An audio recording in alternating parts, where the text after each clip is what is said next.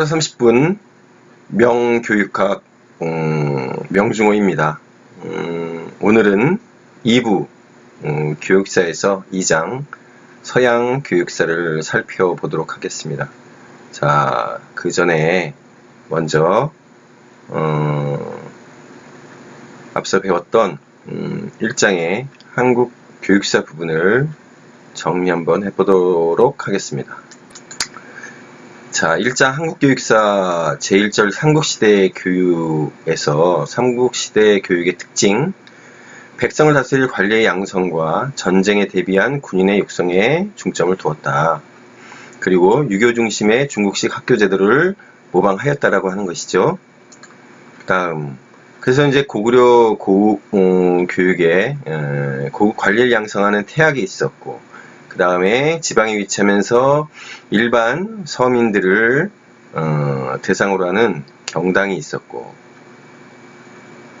자, 그래서 백제 교육으로 넘어가면 박사제도라고 하는 게 있었다라고 하는 거죠. 그래서 오경박사, 전업박사 이런 것들이 있었고, 신라의 교육이라고 하는 것은 화랑도라고 하는 청소년 단체를 통해서 교육을 실시하였다라고 하는 것입니다.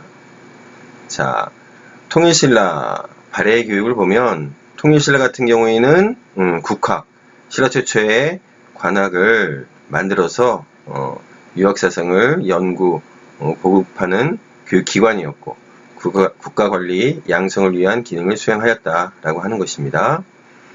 자, 그래서 이제 독서 3품과라고 하는 과거 제도와 같은 관리를 뽑는 시험 제도가 생겨났고, 그리고 이제 발해 교육에서는 주자감이라고 하는 왕족과 귀족, 자제들을 위한 교육기관이 있었고요. 여사라고 하는 여성교육에 관심을 기울이는 그런 교육이 이루어졌다라고 되어 있습니다. 자, 2절로 넘어가서 고려시대 교육을 보면 교육의 특징은 유교적 교양에 투철한 인재를 양성하고 통일체제에 필요한 관리를 양성하는 것이었습니다. 그래서 중앙에 관학인 국자감, 동서학당이 있었고, 지방에는 향교가 있었습니다. 그리고 이제 사학으로 12도와 서당이 나타났다라고 하는 거고, 광종 때 과거제도가 확립되고 성종 때 교육조서를 발표했다. 자, 그래서 고려의 관학, 국자감, 그 다음에 동서학당, 오부학당 등이 있었고, 향교가 있었습니다. 고려의 사학으로 12도, 그 다음에 서당이 있었다라고 하는 거죠. 그리고 이제 고려의 과거제도 나오죠. 광종 때 만들어진 관리 등용을 위한 제도가 있었다라고 하는 거고요. 그 다음에 이제 다른 인재 등용법으로 음서제, 일종의 청거제도인 유일이 있었다라고 하는 겁니다. 자, 조선의 교육으로 넘어와서 첫 번째로 조선의 관학, 성균관이 있었고요. 그 다음에 사학, 사부학당이 있었고, 향교가 있어서 사회교화, 향풍순화 등 사회교육적인 기능과 문무 기능을 수행하였고요. 그 다음에 조선의 사학으로 서원이 있었고, 서당이 있었습니다. 그리고 이제 조선시대에는 여러 가지 이제 교육 법규하고 교육 규범이라고 하는 것이 만들어졌고 적용되었다는 것입니다. 그리고 이제 조선의 과거제도, 우리 한국사 시간에 다 배우는 내용이기 때문에 그대로 넘어가겠습니다. 자, 그래서 조선의 이제 교육 사상을 보면 권근의 경우에는 바로 이 소학 공부를 중요시했다라고 하는 것이고, 입학도설이라고 하는 책을 썼는데 한국 최초의 시청각 교재였다라고 하는 거죠. 자, 이황은 위기지학을 얘기를 했습니다. 이 기자라고 하는 것은 자기를 갖다가 의미하는 건데 바로 스스로를 잘 닦고 수양해야 한다라고 하는 의미입니다. 이황 같은 경우에는 경을 중시했죠. 그래서 인간의 의지와 욕망을 초월하여 존재하는 천리를 인정하고 그것을 따라 살고자 할 때 인간이 갖게 되는 정신과 태도인데, 바로 이러한 경을 유지한다 라고 하는 거경을 중시했고요. 그래서 구체적인 실천 방법으로 주일무적, 정제엄숙, 상성성을 얘기했다라고 하는 겁니다. 그리고 국리를 강조를 했어요. 그래서 사물의 도리를 하나하나 밝혀내고 여기에 일관하는 천리, 만물의 이치를 터득하는 국리를 강조했다라고 하는 것입니다. 자, 이의가 있는데요. 이의는 성을 강조했습니다. 하늘의 도리이자 성인의 경지에 도달하기 위한 진실하고 정성스러우며 성실한 마음과 노력, 이렇게 얘기를 하죠. 그래서 이의 같은 경우에는 교육의 목적을 어디에 두었느냐? 성인이 되는 것. 그래서 오륜과 오상의 도를 행하는 것이라고 보았고, 현실적이고 실천적인 경장을 중요시했다라고 하는 겁니다. 다음으로 이제 실학인데요. 실학의 경우에는 등장 배경을 보죠. 임진왜란, 병자호란 등으로 피폐해진 현실에 대한 자각과 사회개혁의 필요와 관심 때문에 대두가 되었고, 그래서 성리학 중심의 세계관에 대해서 비판을 하면서 청으로부터 양명학, 훈고학 등의 학문과 함께 서양물이 유입되면서 실학에 이제 등장하게 되었다라고 하는 겁니다. 그래서 특징을 보면 조선 후기 사회체제의 모순을 극복하고 새로운 사회질서와 국가질서를 확립하려고 하였고, 일반 생활에 현실적으로 기여할 수 있는 농업개혁을 강조하는 경제치용, 공업개혁, 중상주의를 강조한 이용후생, 그 다음에 사실에 입각한 고증학적인 학문 연구 경향인 실사구시, 이런 것들을 강조했다라고 하는 겁니다. 그래서 교육사적 의의로 보면 교육의 기회 균등을 강조했다라고 하는 거고요. 공교육의 강화와 단계적인 학제 개편을 주장했습니다. 주체성이 있는 역사의식을 강조하고 실용적 실증 정신을 중시했습니다. 그러면서 교육제도의 쇄신과 과거제도의 개선을 강조하였죠. 그래서 특징은 뭐냐면 앞서 이제 나온 내용인데요. 교육기회를 개방하고 민족 지향적 교육의식을 함양하고 무신론적 교육관을 강조하고 그 다음에 학교제도의 개혁을 강조했다라고 하는 겁니다. 그래서 이제 사상가들이 있는데요. 유영원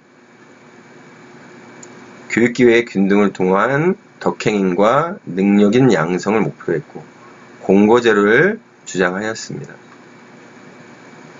자, 이익의 경우에는 국가에 필요한 인재 양성을 강조하고 주체성 있는 역사 의식이 필요하다. 그러면서 과거제 개혁을 주장하면서 공부 방법으로 일신전공, 서독지리, 취진공부, 지지를 주장하였습니다. 세 번째로 홍대용이 있죠. 역시나 교육기회 균등을 강조를 했고요. 의무교육제도로서 초등교육은 누구나 다 받을 수 있도록 해야 된다. 자, 네 번째 정약용입니다. 수기와 위천하인을 통해서 사회적 자아실현, 즉 위인지약을 이루려 하였다. 앞서 봤지만 이황 같은 경우에는 위기지약이었습니다. 정약용이 얘기하는 위인이라고 하는 것은 타인을 위한다라고 하는 것이죠. 다른 사람을 위한 공부가 되어야 된다. 그래서 교육 내용으로 보면 덕행과 경술과 문예를 강조를 했어요. 또 국학을 교육 내용으로 해서 가르칠 것을 강조하였고 오학론, 즉 성리학, 훈고학, 문장학, 과거학, 술수학 등 당시 학문적 경영에 대해서 비판을 하였습니다. 또한 이제 불가 독서를 얘기를 했는데요. 천자문이나 사략, 통감 조료를 읽혀서는 안 된다라고 얘기를 했고, 그래서 목민심서에 흥학조라고 하는 교육계약원을 실기도 하였습니다. 자, 최양기 같은 경우에는 인간은 경험에 의한 지식, 실용성 있는 지식의 확충을 위하여 끊임없이 노력해야 한다. 이렇게 주장을 하였습니다. 자, 근대 교육으로 넘어와서요. 근대 교육의 시작, 그래서 교육기회의 보편화, 교육의 세속화, 다양한 교육론의 제시, 이런 것들이 바로 이제 근대 교육의 시작을 알리는 내용들입니다. 그래서 근대 학교들이 이제 만들어지기 시작하는데 그 특징을 보면 사학이 크게 이제 공헌을 하게 되고요. 초등학교 의무화에 공헌을 하게 되고 교육의 기회균등과 민주화에 공헌을 하였습니다. 또 학제의 기본적인 틀을 마련할 수 있게 되었고, 근대 관학 같은 경우에는 외국어, 실업, 교원 양성 교육에 치중하였다는 특징이 있습니다. 그래서 여러 근대 학교들이 만들어지고, 가보개혁기에도 학교 제도라고 하는 것이 세워져서 소학교, 중학교, 한성사범학교, 그 밖에 이제 여러 학교들이 만들어지게 됩니다. 또 이제 선교사에 의한 기독교계의 사학이죠. 근대 학교들이 만들어지고, 그리고 이제 우리나라 사람들이 세운 여러 민간의 근대 학교들이 만들어집니다. 가보개혁이라고 하는 것이 이제 1894년에 있게 되는데요. 그래서 바로 이제 이 가보개혁이라고 하는 것은 교육에 이제 큰 영향을 끼치게 돼서 학무화문이 이제 설치가 되고, 그래서 국민교육 확대를 강조하면서 전고국을 설치를 해서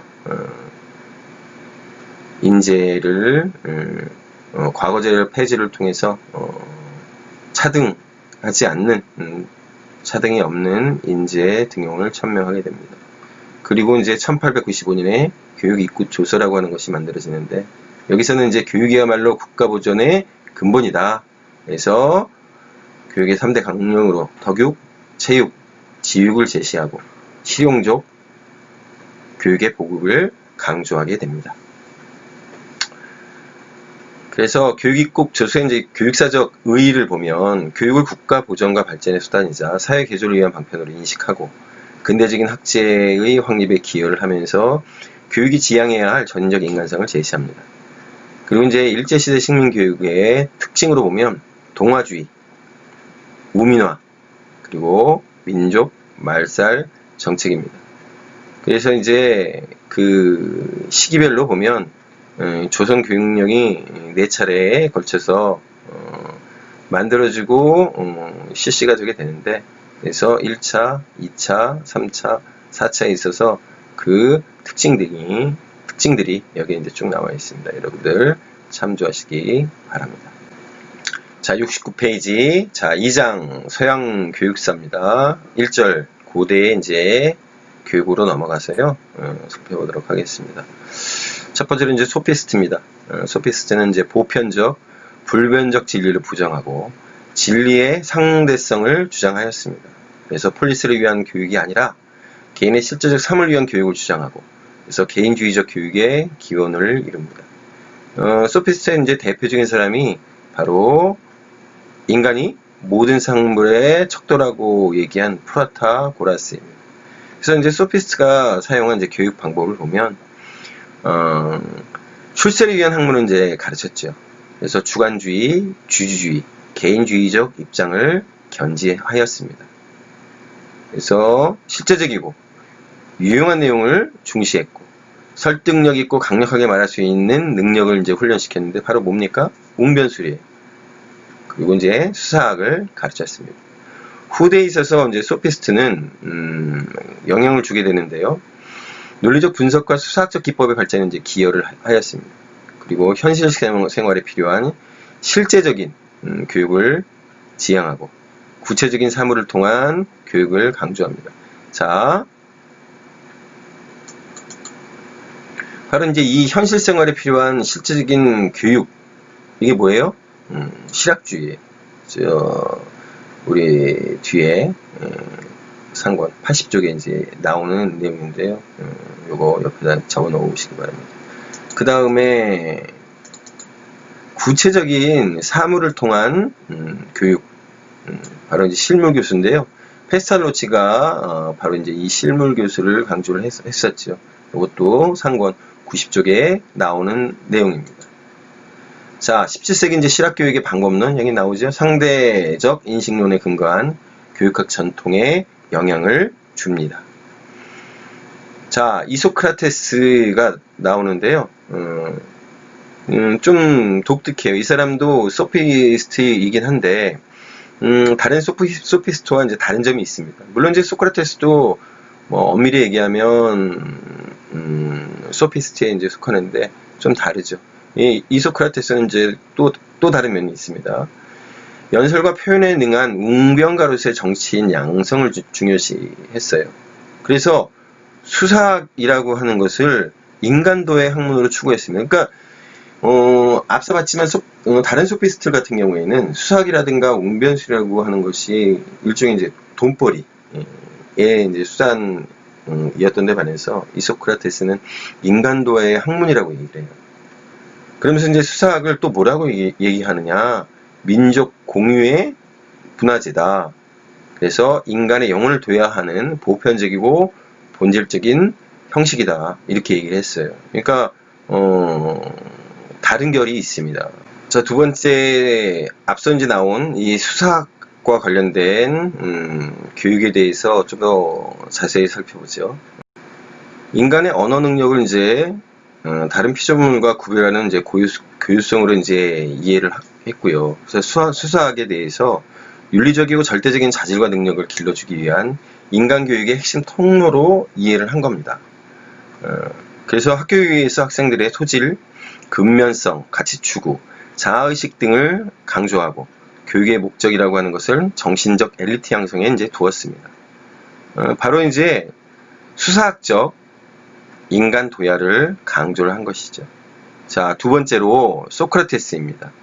교육의 목적과 의미에서 보면 교육의 목적을 참다운 진리를 아는 것에서 교육이라고 하는 것은 참다운 지식으로서의 덕을 가르치는 일 이렇게 얘기했고 지행합일의 도덕적 인간을 육성하는 것이 이제 목적이었습니다. 그래서 참다운 지식이라고 하는 것은 행위로 옮겨질 수 있는 지식이고 실천지, 실천할 수 있는 지식이라고 하는 거죠.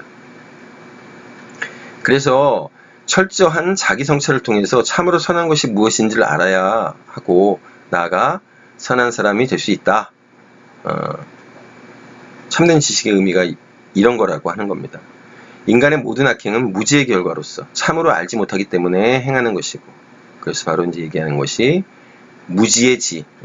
내가 잘 알지 못한다라고 하는 것을 알아야 한다라고 하는 겁니다. 그래서 필로소피아, 지혜를 사랑하는 것이 중요하다. 그러면서 누구나 보편적 진리의 자각이 가능하다. 그래서 이성적 사유에 의한 방법을 강조하였습니다. 자, 교육의 방법을 보면요. 자, 이렇게 됩니다. 첫 번째로 반어적 단계, 무지의 자각. 내가 알지 못한다라고 하는 것을 스스로 깨닫도록 하는 거죠. 바로 이제 인습적 견해를 버리게 하는 겁니다. 그래서 이제 두 번째 단계는 뭐냐면 삼파의 단계예요. 삼파. 그러니까 이제 애 낳는 거를 이제 도와주는 그 할머니를 갖다 삼파라고 하는데, 그래서 앞서서 이제 인습적 견해를 버리고 내가 모른다라고 하는 것을 스스로 깨닫게 만들어서 바로 이제 삼파로 가는 거예요. 그래서 삼파라고 하는 것은 삼파술이라고 하는 것은 뭐냐? 학습자에게 직접 지식을 주입하는 것이 아니라 스스로 발견하도록 하는 겁니다. 도와주는 거예요. 자, 세 번째로 플라톤입니다. 플라톤에 있어가지고 이제 중요한 것이 바로 이제 이데아라고 하는 건데요. 플라톤은 이제 세계를 이데아계화하고 현상계로 나누었지요. 그래서 이데아계는 초감각적이며 영원 불멸의 세계로 이성적 사유를 통해서 인식할 수 있고, 현상계는 이데아의 불완전한 모방이라고 하는 거예요. 그래서 변화하는 경험의 세계로 감각적 경험을 통해 인식할 수 있는 것이 바로 현상계죠. 그런데 사물의 실제라고 하는 것은 사물과 별도로 존재하는 이데아계에 있다. 그러면서 교육이란 인간에게 선천적으로 내재한 이성 능력을 개발해서 이데아의 세계를 볼 수 있도록 인간의 영혼을 전향시키는 것이다. 그래서 플라톤의 경우에는 이제 동굴의 비유를 말합니다. 동굴의 비유. 지금 이 플라톤에 있어서 이제 동굴의 비유, 철학 쪽에서 얘기하는 것과는 이제 조금 다른 해석이 여기에 이제 덧붙여지는데요. 바로 이겁니다.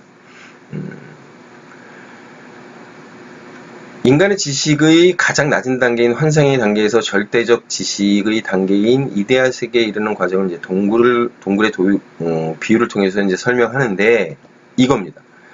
환상의 단계, 교육의 단계, 계몽의 단계. 교육적인 관점에서는 바로 이렇다라고 하는 거예요. 그래서 동굴의 비유와 교육을 통해서 보면 교육자는 학습자의 영혼이 올바른 방향을 향하도록 이끄는 것, 이렇게 되는 거죠.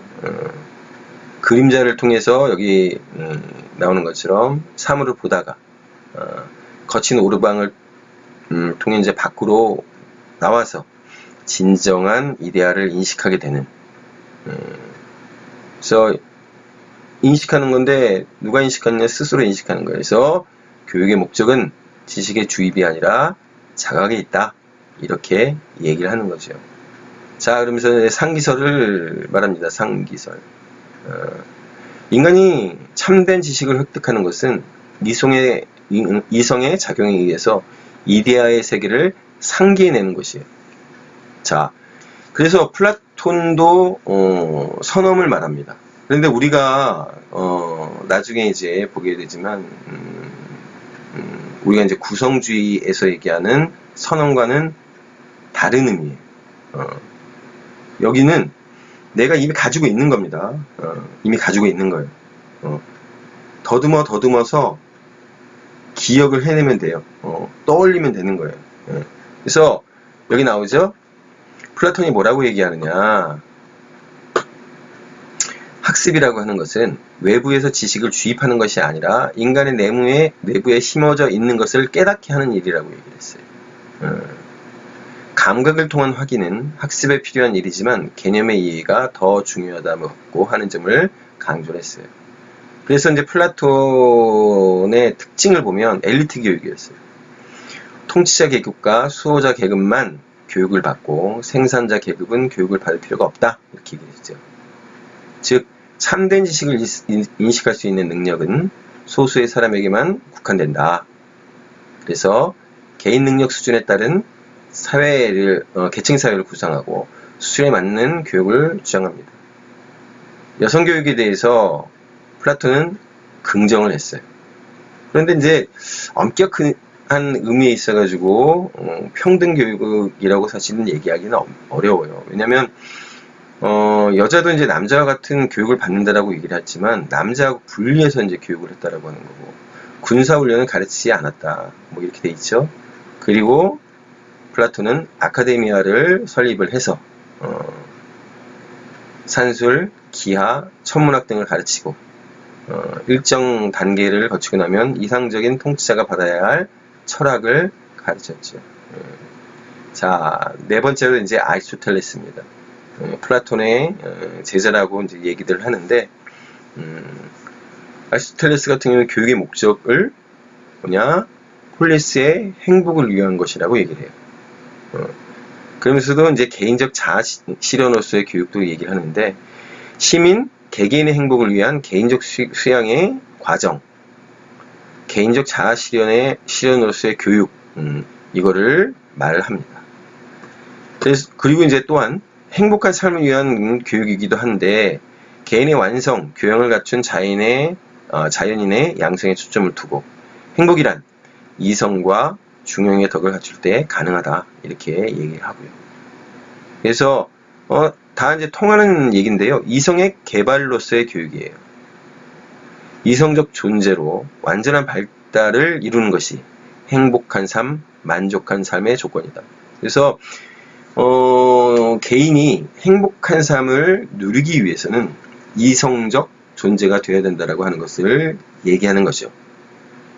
자, 그래서 교육 이론의 측면에서 보면 덕성 교육을 얘기하는데요. 덕을 뭐라고 얘기하느냐? 인간의 고유한 기능인 이성이 탁월하게 발휘되는 상태. 그래서 덕이란 그 덕에 대해서 알고 그를 실천하고자 하는 지속적인 노력을 통해 후천적으로 형성이 된다. 이렇게 얘기해요. 자, 후천적인 것입니다. 덕이라고 하는 것은. 자, 그래서 아리스토텔레스는 아는 것을 실행할 수 있는 의지의 역할을 강조해요. 자, 후천적으로 형성된다고 얘기했죠. 많은 노력이 필요하다고 하는 겁니다. 그래서 의지는 감정에서 생기므로 감정 발달을 시키는 일이 이제 중요한데, 도덕의식과 실천의지가 유독한 사람을 만든다. 그래서 주의주의예요. 이 의지의 문제가 중요하다. 그러면서 교육에 있어서 본성, 습관, 이성의 조화의 필요성을 강조하였습니다. 자, 그래서 이제 여기 이제 교육의 3요소 나오죠? 본성. 개인이 타고나는 소질하고 적성이에요. 두 번째는 이제 도덕적 습관이에요. 좋은 성품이나 현명함. 그래서 이거는 교육을 통해서 길러진다. 이성이라고 하는 것은 사물을 그대로 관찰하고 사유하는 능력을 말합니다. 자, 여기요, 요거를 갖다 이제 좀 바꾸셔야 되는데, 요게, 요 3이 아니라요,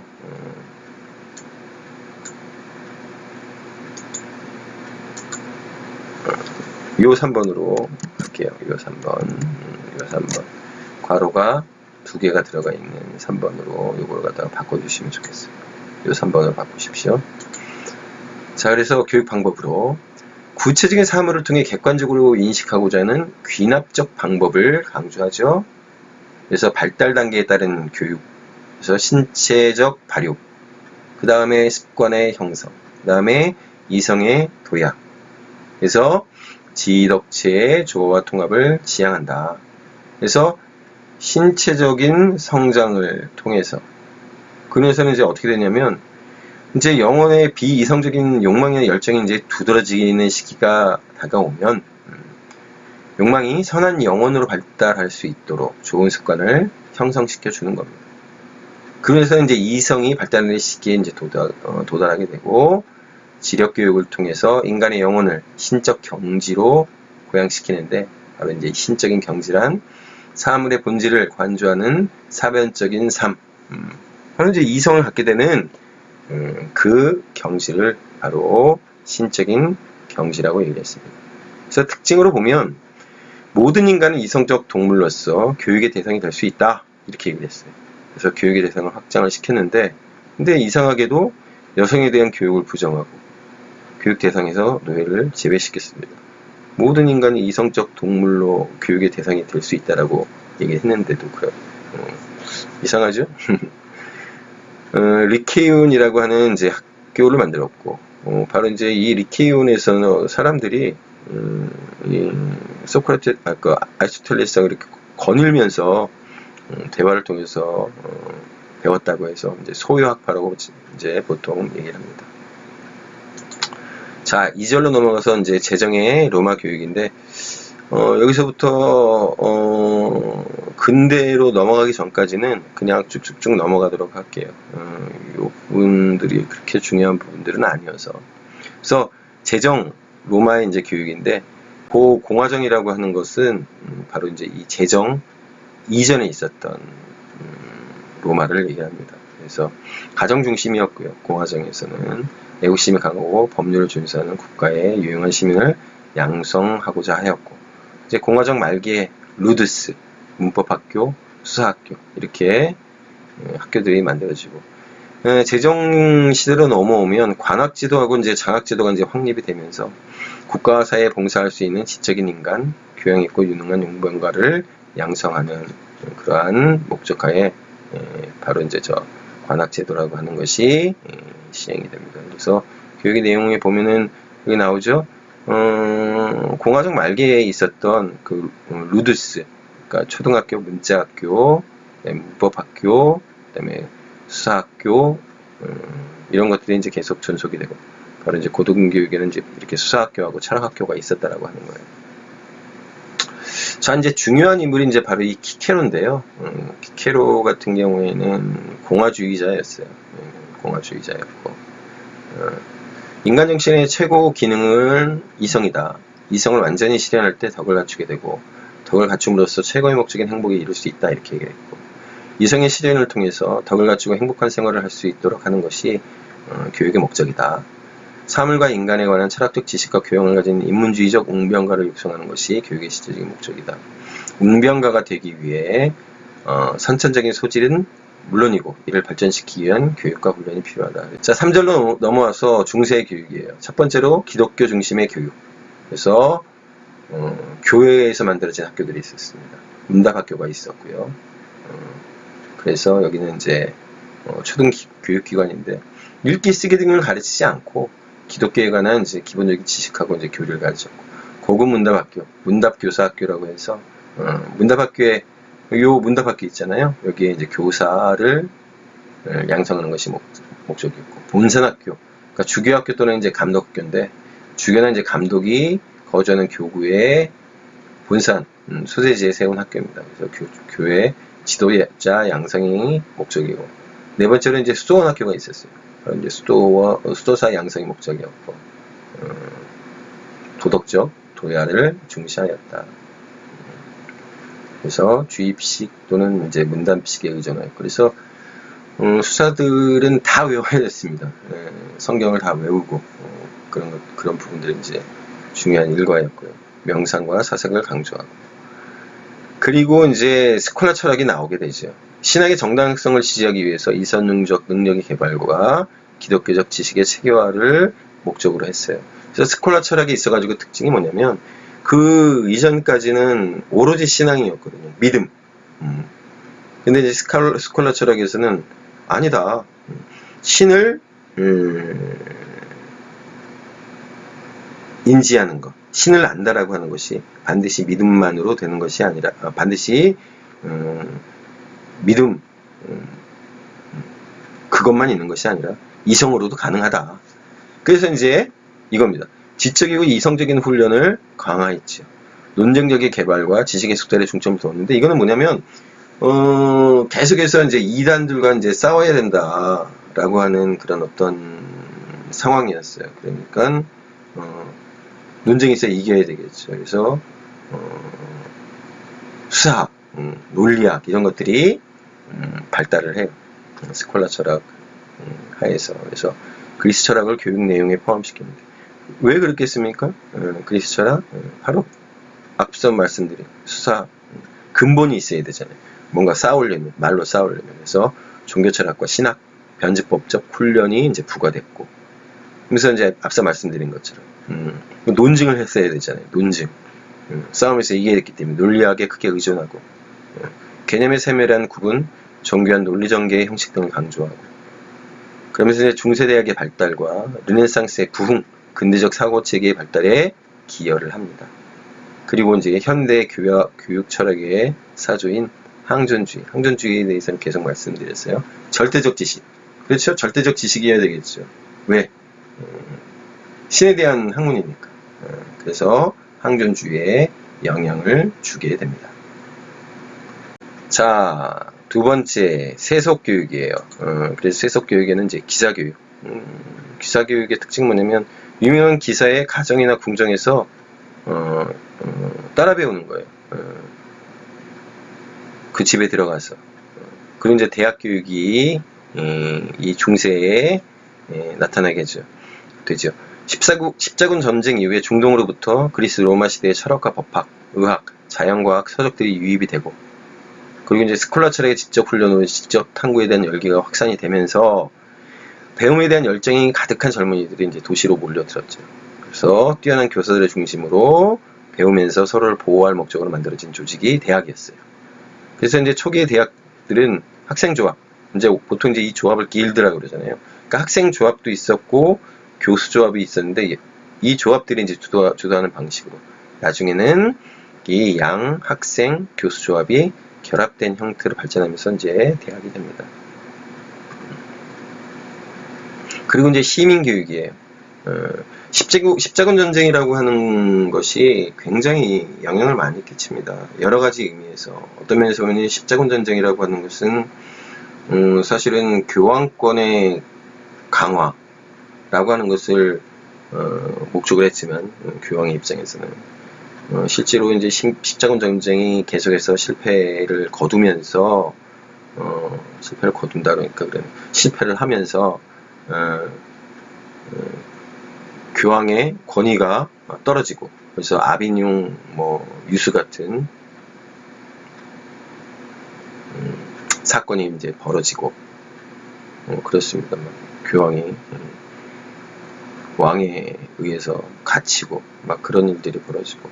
또 십자군 전쟁이라고 하는 것은 여기 이제 동양과 서양 간의 교류와 무역이 이제 성행하게 되었다라고 하는 건데, 이제 이 이야기는 다른 게 아닙니다. 전쟁에는 물자가 필요하잖아요. 그러니까 그 물자를 대주는 사람들이 있었어야 되잖아요. 그 사람들이 누구냐? 상인들이에요. 또 그 상인들이 또 따라가가지고 십자군 전쟁에 있어 상대가 되는 동양에 중동에 있는 그쪽도 상인들하고 만나가지고 뒷거래하고, 그러면서 이제 교류와 무역이 이제 성공하게 된 거예요.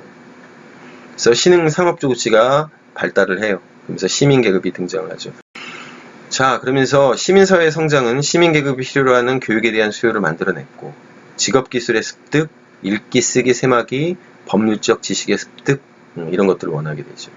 그러면서 이제 도제교육, 뭐냐면 이제 직업을 위한 교육이 활발하게 펼쳐지게 됩니다. 자, 4절. 문예 부흥기의 인문주의 교육입니다. 자, 특징을 보면 고대 그리스와 로마의 고전 작품들을 통해서 그들의 정신세계를 본받고 되살려내고자 했다. 사상과 표현의 자유, 창작 활동의 자유를 신전시키는 데 관심을 두었다. 그래서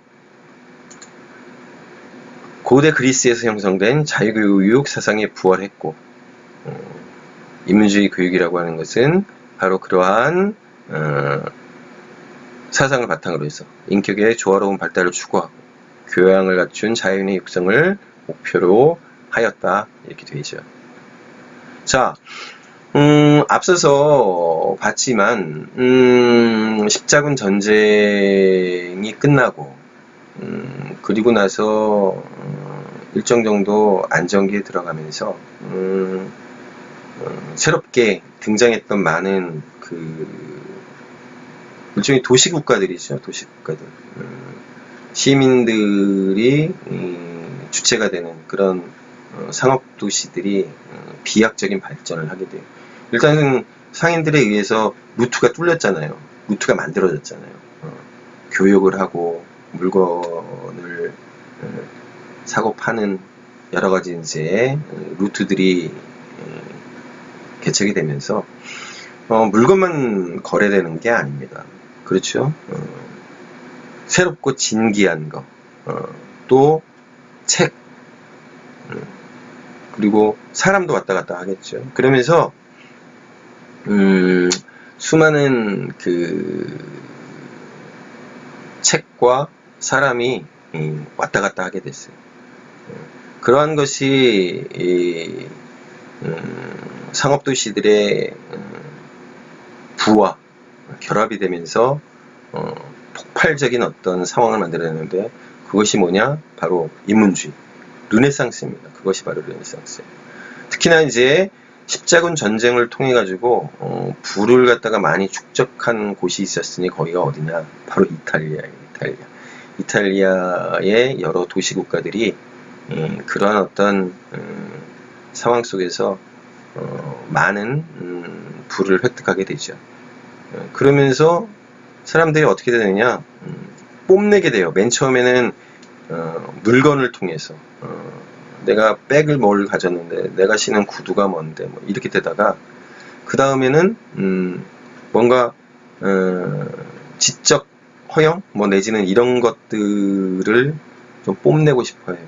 즉 그러한 어떤 인간에 있어가지고 본질적인 어떤 요소들이 바로 이제 분출하게 된 것이 바로 르네상스. 그래서 르네상스가 제일 처음에 이탈리아에서 나타나게 된 것은 우연이 아닙니다.